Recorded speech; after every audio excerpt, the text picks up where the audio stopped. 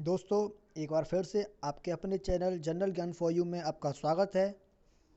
तो जैसा कि आप जानते हैं कि 13 अप्रैल को भारतीय इतिहास में काले दिवस के रूप में मनाया जाता है।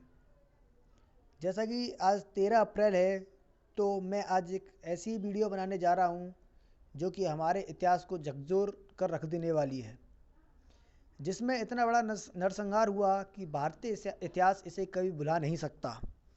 तो आज मैं बात करने वाला हूँ जलियांवाला बाग नरसंहार की।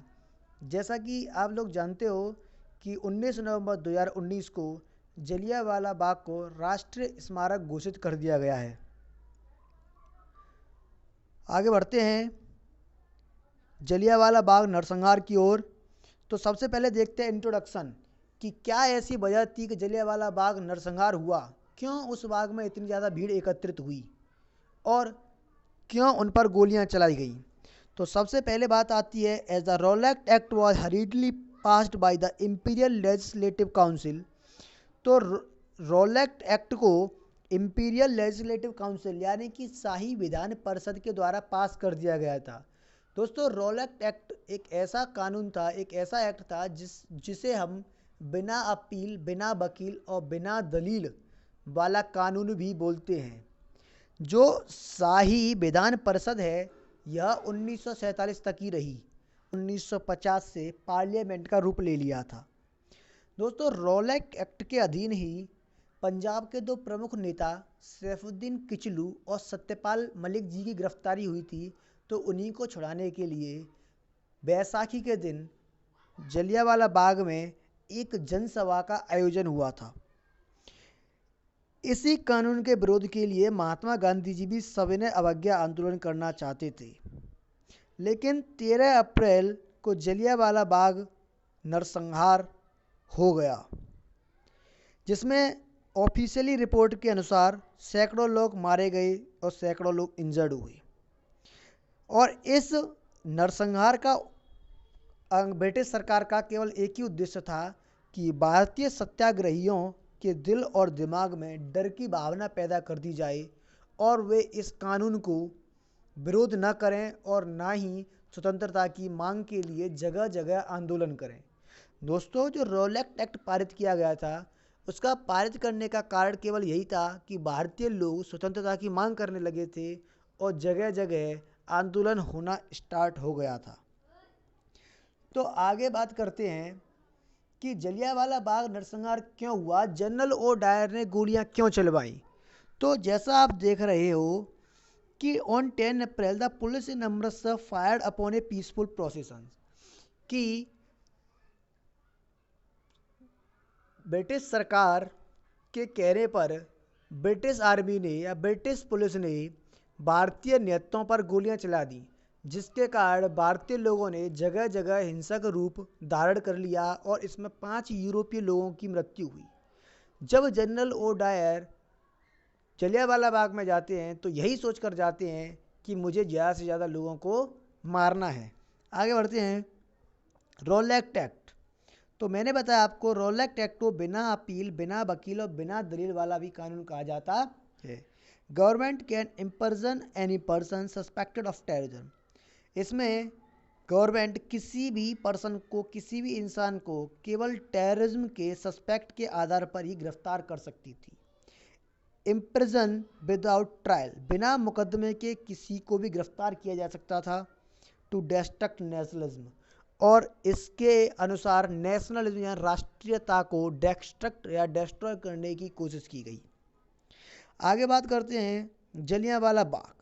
On 13 April 1990 people assemble in Jallianwala Bagh. 13 April 1919 को लोग जलियांवाला बाग में एकत्रित हुए। दोस्तों, जलियांवाला बाग में एकत्रित हुए थे, उस दिन बैसाखी का दिन था। बैसाखी के पर्व को पंजाब और हरियाणा में बहुत ही ज़्यादा अच्छे तरीके से, बहुत ही ज़्यादा चाव से मनाया जाता है, क्योंकि ऐसा कहा जाता है कि रबी की फसल के कटने के बाद खुशी के कारण इस पर्व को मनाया जाता है। और ऐसा भी कहा जाता है कि सिखों के 10वें गुरु गुरु गोबिंद सिंह जी ने खालसा पंथ की स्थापना इसी बैसाखी वाले दिन की थी। Local leaders called for meeting. Local leaders को मीटिंग के लिए बुलाया गया। जलियांवाला बाग मसक effect the Indian freedom struggle. इस मैसाकर ने, इस नरसंहार ने भारतीय स्वतंत्रता आंदोलन को बहुत ज़्यादा प्रभावित किया। आगे बढ़ते हैं। जलियांवाला बाग के अगर स्ट्रक्चर की बात की जाए तो जलियांवाला बाग पहले एक प्राइवेट प्रॉपर्टी हुआ करता था, जलली, जिसके जो ऑनर थे वो थे जलली, इनकी प्रॉपर्टी थी ये। इसमें केवल एक ही गेट था जो कि एंट्री और एग्जिट दोनों के लिए यूज़ किया जाता था, और वो भी बहुत सकरा था, जैसा आप देख सकते हैं। द मसक नरसंहार। General Dyer entered bagh with soldiers. General Dyer ने सोल्जर्स के साथ उस बाग में प्रवेश किया। The only gate blocked. और जो केवल एकमात्र गेट था उसको भी उन्होंने बंद कर दिया, उसको घेर दिया। नो वार्निंग, और कोई चेतावनी दिए बिना ही निहत्थे भारतीयों पर गोली चला दी गई। और ऐसा कहा जाता है कि इन्होंने तब तक गोलियां अपनी बंद नहीं की जब तक इनसे गोलियां और बारूद ख़त्म नहीं हो गया। दोस्तों, जगह जगह सभाएं हो रही थी, आंदोलन हो रहा था, तो उस टाइम पर कर्फ्यू भी लगा हुआ था भारत में। और इस तरह से आप देख सकते हो कि हजारों लोग इस चार दीवारी के अंतर्गत मार दिए गए। Make 1650 rounds empty, fired blindly, people jump into well, fired until ammunition were exhausted. लगभग 1650 राउंड गोलियां चलाई गईं। लोगों ने अपनी जान बचाने के लिए कुएं में छलांग लगा दी, और ये लोग तब तक गोलियां बरसाते रहे जब तक कि इनके पास से गोला बारूद ख़त्म नहीं हो गया। आप देख सकते हैं, इसको शहीदी कुआं भी बोलते हैं। लोगों ने इसमें जान बचाने के लिए छलांग लगाई थी, लेकिन फिर भी वो बच ना पाए। यहाँ आप देख सकते हैं ये सभी गोलियों के निशान हैं। आगे देखते हैं। इसी के कारण, इसी नरसंहार के बाद रविन्द्रनाथ टैगोर जी ने अपनी नाइटहुड की उपाधि से इस्तीफा दे दिया। उन्होंने वापस कर दी अपनी उपाधि। अगर ऑफिशियल रिपोर्ट्स की बात की जाए तो उनके अनुसार 379 लोग इसमें मारे गए और 1100 लोग इंजर्ड हुए।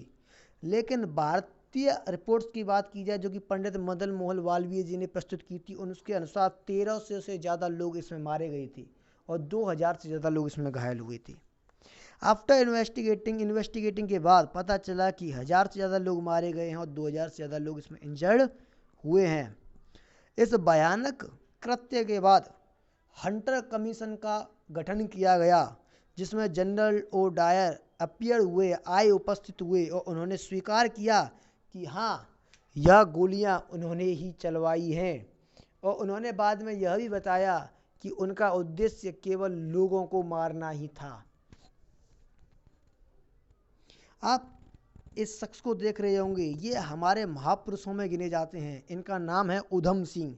इन्होंने अपना सर्वस्व, अपना पूरा जीवन केवल इस शख्स को मारने के लिए ही अर्पित कर दिया, और अपने इस काम के लिए ये सफल भी हुए। इनकी आत्मभावना इतनी प्रबल थी कि इन्होंने इसमें भी सफलता प्राप्त की। उधम सिंह, बात करेंगे हम उधम सिंह जी की, जिनकी मैंने आपको ये तस्वीर दिखाई अभी। आगे बढ़ते हैं। तो मसका बॉइल्ड हिज ब्लड। जो नरसंहार था, उन्होंने उसके खून में उबाल ला दिया। उन्होंने रिवेंज लेने का ठान लिया, और उन्होंने कहा कि मैं जब तक चैन की सांस नहीं लूँगा जब तक कि मैं जनरल ओ डायर को मृत्यु के घाट न उतार दूं। और आखिरकार 13 मार्च 1940 को वे जनरल ओ डायर को मारने में सफल हुए, और उन्होंने लंदन में जाकर कैक्सटन हॉल में जनरल ओ डायर को गोली मार दी। लेकिन 31 जुलाई 1940 को ही, लेकिन 31 जुलाई, हम बात करेंगे उधम सिंह जी की। तो उधम सिंह जी, मसका बॉइल्ड ब्लड, इस नरसंहार ने उनके खून में उबाल ला दिया। उन्होंने गवर्नर ओ डायर को मारने की ठान ली, और वे इसमें सफल भी हुए। 13 मार्च 1940 को लंदन के कैक्सटन हॉल में उन्होंने गोली मार करके जनरल ओ डायर को मौत के घाट उतार दिया। लेकिन 31 जुलाई 1940 को ही उधम सिंह जी को फांसी दे दी गई। आगे देखेंगे हम।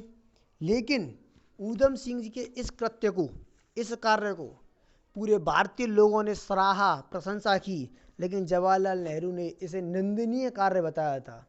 दोस्तों, जलियांवाला बाग वही जगह है जहाँ 1997 में ब्रिटेन की महारानी एलिजाबेथ आई और उन्होंने श्रद्धांजलि भारतीय लोगों को अर्पित की थी, और ब्रिटेन के प्रधानमंत्री ने इसे ब्रिटेन सरकार का सबसे कृत्य कार्य करार दिया।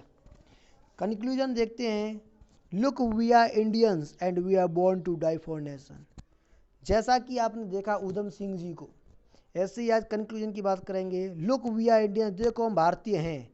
We are born to die for nation, और हमने जीवन या हमने जन्म लिया है टू डाई, मरने के लिए, फॉर नेशन, राष्ट्र के लिए मरने के लिए ही हमने जन्म लिया है। Life is not all about to born, eat well, drink, earn.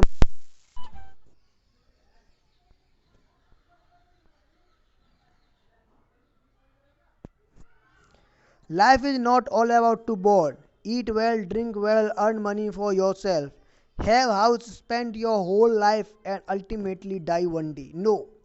Life का केवल एक ही उद्देश्य नहीं है कि जन्म लो, अच्छा खाओ, अच्छा पियो, अच्छा धन कमाओ, अपने लिए एक घर हो और इस तरह से आप संपूर्ण जीवन को व्यतीत कर दें। अल्टीमेटली डाई, और एक दिन मर जाएं, वन डे, एक दिन मर जाएं। नो, जीवन का यह उद्देश्य नहीं है। विद दीज थिंग, इन सभी चीज़ों के साथ, अच्छा खाना पीना, रहने के साथ, एक हाथ में हैं ये सारी चीज़ें, ऑन द अदर हैंड, और दूसरे हाथ में you must think of the needy, तुम्हें सहायकों की सहायता करनी चाहिए। The one who really requires your help, जिनको आपकी वास्तव में सहायता चाहिए, ऐसे लोगों की आपको सहायता करनी चाहिए। अ लाइफ, एक जीवन spent in your own business is a just a waste, अपने स्वार्थ में, अपने मतलब से ही जीवन को व्यतीत कर देना वेस्ट है, बर्बादी है। अनटिल नोबडी इज बेनिफिट, जब तक कि आपके कृत्यों से कोई दूसरा बेनिफिटेड नहीं होता, लाभान्वित नहीं होता। And you will never be ever be remembered, और इस तरह से आप कभी भी याद नहीं किए जाओगे जब तक आप दूसरों को अपने कार्यों से लाभान्वित नहीं करोगे। The people who lives for other will be remembered and become immortal, लोग जो दूसरों के काम आते हैं या अपना जीवन दूसरों के लिए लगा देते हैं, वे हमेशा याद किए जाते हैं और अमर हो जाते हैं। Indian history and Indian leaders best example, भारतीय इतिहास और भारतीय नेता इसका अद्भुत, बहुत अच्छे एग्जाम्पल हैं, उदाहरण हैं। मैं आपको आज यही कहना चाहूँगा कि आपके खून में भी उबाल होना चाहिए, राष्ट्र हित में भी आपको संलग्न रहना चाहिए और ऊधम सिंह जी जैसा भी बनना चाहिए। तो और अगर आपको मेरी वीडियो अच्छी लगे तो आशा करता हूँ आप सब्सक्राइब करना नहीं भूलोगे। थैंक यू, धन्यवाद।